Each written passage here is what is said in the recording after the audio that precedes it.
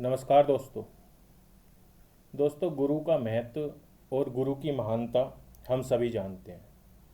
चाहे भौतिक दुनियादारी हो या आध्यात्मिक जगत, बिना गुरु के कोई कुछ सीख नहीं सकता, कुछ कर नहीं सकता, कुछ बन नहीं सकता। तो चलिए गुरु की इसी महानता को दोस्तों गुरु ग्रह से समझते हैं।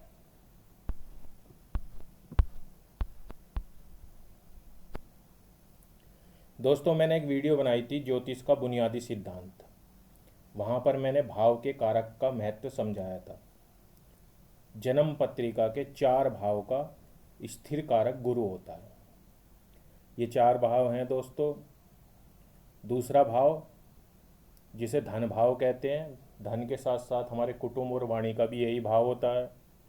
5वां भाव दोस्तों जिसे संतान भाव कहते हैं, संतान, विद्या, बुद्धि और हमारे पिछले जन्मों के जो कर्म हैं उनका जो पाप पुण्य है वो भी हम पंचम भाव से ही देखते हैं। 9वां भाव दोस्तों जिसे भाग्य का या धर्म का भाव कहते हैं, पिता का भाव कहते हैं। और 11वां भाव दोस्तों जिसे लाभ का या आय का भाव कहते हैं। तो दोस्तों, अब ऐसा कौन सा व्यक्ति होगा जो जीवन में धन, संतान, अच्छा भाग्य और लाभ की चाहत न रखता हो, इनकी कामना न करता हो। और ये चारों चीज़ जन्म पत्रिका में जीवन में गुरु की स्थिति पर निर्भर करती हैं दोस्तों। जैसा हमारी जन्म पत्रिका में गुरु होगा वैसे ही हमारे जीवन में गुरु होगा, और गुरु की स्थिति पर ही ये चारों चीज़ धन, संतान, धर्म और लाभ ये निर्भर करती है। और दोस्तों, इसके साथ साथ काल पुरुष की कुंडली में 9वें और 12वें भाव की राशि का स्वामी भी गुरु होता है। 9वें भाव की बात तो हमने कर ली, पर 12वां भाव जो हानि का होता है, खर्चे का होता है, ये भी गुरुदेव बृहस्पति के कंट्रोल में होता है। तो दोस्तों, 12 में से 5 भाव पर गुरुदेव बृहस्पति का सीधा प्रभाव है। और इसके अलावा यदि इन 5 भाव के अतिरिक्त किसी दूसरे भाव में गुरुदेव बैठ गए तो उस भाव पर भी अपना प्रभाव डालेंगे। मतलब कि 12 में से 6 भाव, यानी कि आपकी 50% जन्म पत्रिका के भाव का फल गुरुदेव की स्थिति पर निर्भर करेगा। अब आप समझ लीजिए दोस्तों, 12 में से 6 भाव पे गुरुदेव का सीधा सीधा प्रभाव होगा।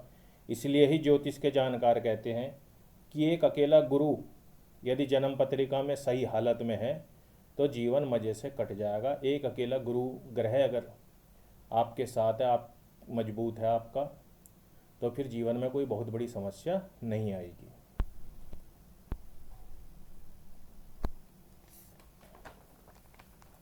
दोस्तों, सौर मंडल में गुरु सूर्य के बाद सबसे बड़ा ग्रह है। और विज्ञान भी इस चीज़ को कहता है कि पृथ्वी पर आने वाली बड़ी बड़ी चट्टानें गुरु से टकराकर नष्ट हो जाती हैं, और इसी कारण पृथ्वी सुरक्षित है और यहाँ पर जीवन फल फूल रहा है।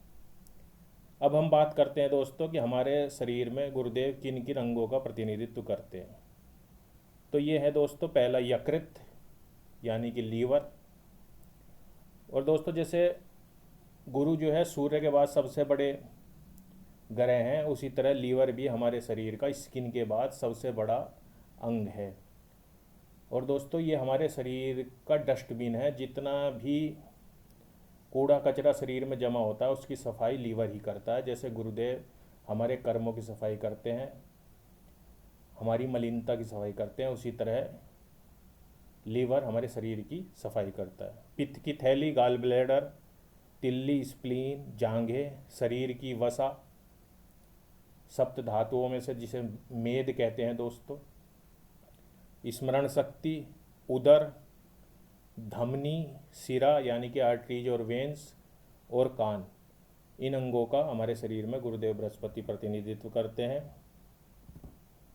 और दोस्तों, अगर गुरुदेव बृहस्पति के कारकत्व की बात करें तो गुरु ब्राह्मण, शिक्षक, मंत्र, बुद्धि, विद्या, धार्मिक एवं सामाजिक कर्तव्य, विशाल काया, ज्योतिष शास्त्र, यश, कीर्ति, पाचन क्रिया के रोग।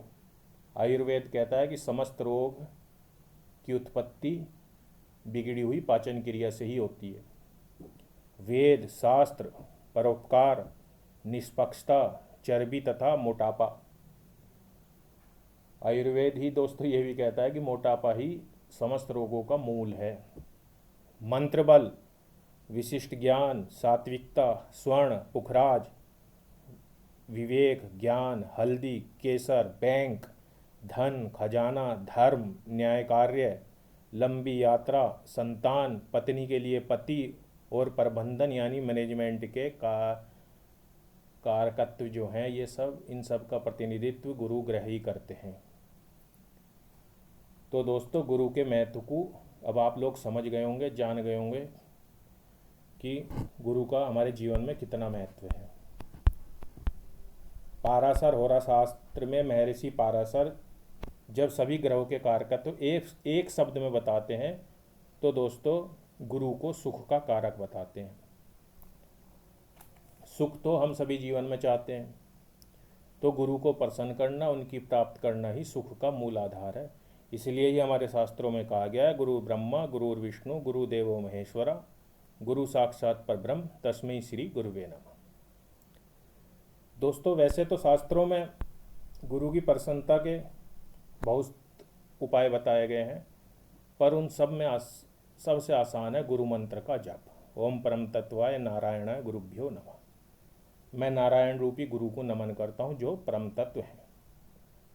और अगर अब भी आपको कुछ संदेह हो तो दोस्तों बताता हूँ कि गुरुदेव का वार बृहस्पतिवार है और बृहस्पतिवार को ही सत्यनारायण का वार कहते हैं। हमारे शास्त्रों में सत्यनारायण की पूजा का विधान बृहस्पतिवार को ही बताया गया, क्योंकि ये दोनों एक ही है।